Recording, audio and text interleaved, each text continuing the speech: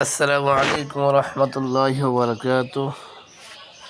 উম্মুল কোরআন cadet মাদ্রাসার পক্ষ থেকে জানাই ঈদুল ফিতরের শুভেচ্ছা।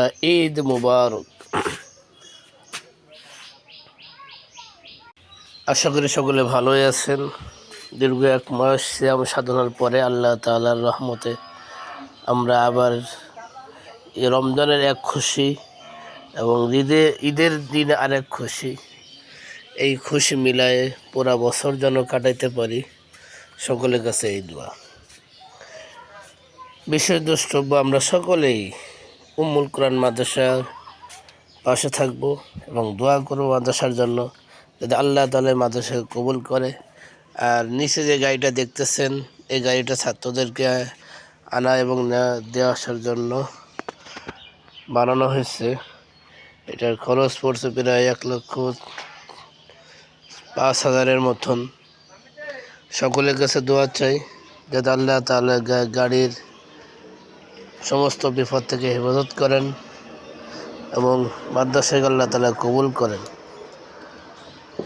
আর একটা রিকোয়েস্ট আপনাদের সকলের কাছে, দেশ বা দেশের বাইরে যে যেখান থেকে দেখতেছেন ভিডিওটি, সকলের কাছে অনুরোধ, সাবস্ক্রাইব করে পাশে থাকবেন। আপনার একটা সাবস্ক্রাইবের কারণে মাদ্রাসার অনেক উপকার হবে, এই জন্য আমরা একটা সাবস্ক্রাইব করে রাখবো। মাশাআল্লাহ, আমার সুন্দর ঝাল গাছে ঝাল হয়েছে। এভাবে ঝাল আছে, ড্রাগন আছে, বেগুন আছে, আবার এখানে একটা মালটা গাছ আলহামদুলিল্লাহ হয়েছে।